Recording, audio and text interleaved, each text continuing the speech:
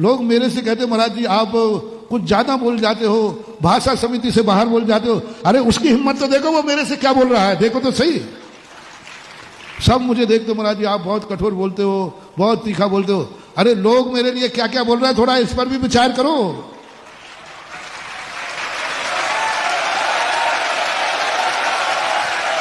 साधु को, अब आपको साधु को थोड़ा गुस्सा आ जाए, महाराज जी आपको गुस्सा नहीं करना चाहिए। अरे भैया साधु गुस्सा जल्दी नहीं करता है। जब बिल्कुल सिर के ऊपर से दीपायन मुनि को एक बार में गुस्सा नहीं आया था, एक गाली में गुस्सा नहीं आया था, एक पत्थर में गुस्सा, लेकिन बिना कसूर के शराब के नशे में महाराज ध्यान में बैठे, वो कुछ बोल ही नहीं रहे, पत्थर पर पत्थर मारे जा रहे, गालियों पे गालियां दिए जा रहे। कायर है, नपुंसक है, हिजड़ा है, देखो कुछ बोल ही नहीं रहा, कुछ कर ही नहीं रहा, देखो और मारो, देखो कुछ हो ही नहीं रहा, पंगु है, कुछ कर ही नहीं सकता, कुछ इसके बस की बात नहीं है। ऐसी गालियां दे दे करके पत्थर मारते गए। अंत में जब दीपायन गिरने लगे, इतने मारे कि वो बेहोश होने लगे। उन्होंने कहा अब तो सब कुछ चला ही जाएगा। उन्होंने कहा क्या समझ रखा है, अब सुनो दहाड़।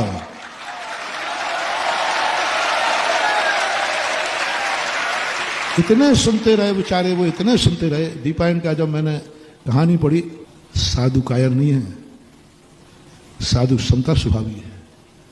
और फिर महाराज ने जो बैठकर कहा, लो अभी तक तो तुमने अपना क्रोध दिखाया है, अभी तक तो तुमने अपना क्रोध दिखाया है, पत्थर मारे हैं, अब साधु का क्रोध देखो, देखो साधु का क्रोध जिसे तुम कायर कह रहे हो। और ऐसा साधु ने अपनी दिखाई, बाएं कंधे से पुतला निकला, 12 योजन को भस्म कर दिया, कोई नहीं बच सकता। जब माता पिता को, बलराम और अर्धचक्री नारायण माता पिता को निकालने लगे, तब आकाशवाणी होती है, नहीं तुम्हारे राजकुमारों ने मुनिराज को छेड़ा है, ये माचिस की काड़ी की आग नहीं है, ये मुनिराज के क्रोध की आग है, ये उनकी सहिष्णुता की चरम सेवा किया, कोई नहीं बुझा सकता। हजारों देवता लगे, देवता कुछ नहीं कर पाए। समुद्र का पानी उठा के फेंका गया, घासलेट तेल बन गया। मां बाप को उठाकर भागने लगे रथ लेकर के, नहीं भाग सके। क्या वर्णन आया है। और आकाशवाणी होती है, बलभद्र तुम दो के अलावा कोई भी बचोगे नहीं, क्योंकि ये क्रोध की अग्नि, किसका क्रोध है।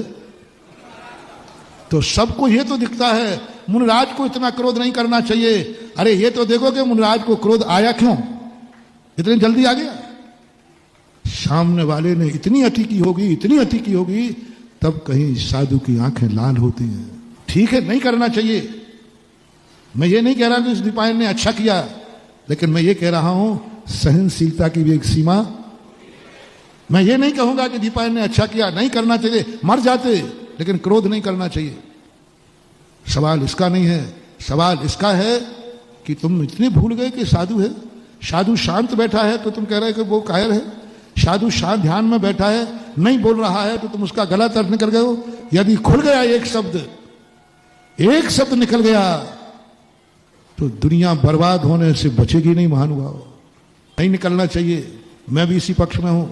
साधु मरे तो मर जाए, एक शब्द नहीं निकलना चाहिए, नहीं निकालना चाहिए। साधु मरे तो मर जाए, क्रोध नहीं करना चाहिए, पक्का ये समर्थक हूं मैं। लेकिन क्या पता कभी कुचित कदाचित आंख लाल हो गई तो,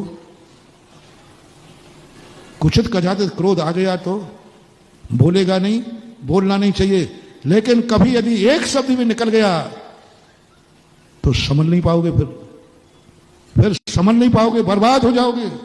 इसलिए साधु को छेड़ते समय सावधान रहना, उसके मौन का फायदा मत उठाना, उसकी समता की फायदा मत उठाना, उसकी सहिष्णुता की परीक्षा मत लेना, बहुत खतरनाक। साधु कभी कठोर शब्द भी बोल देता है, कभी कठोर शब्द बोल देता है, निंदनीय शब्द बोल देता है, छोटा शब्द बोल देता है, क्रोधात्मक शब्द बोल देता है। महानुभाव वो सब ऊपर से बोलता है, जैसे मां बोलती है बेटे से।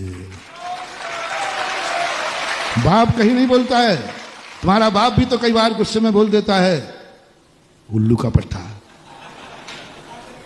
है? अरे बहुत बहुत शब्द बोलते हैं। आप लोग मुझे हेल्प करो ना, सुअर अभक्ष खाता है, सुअर का बच्चा है।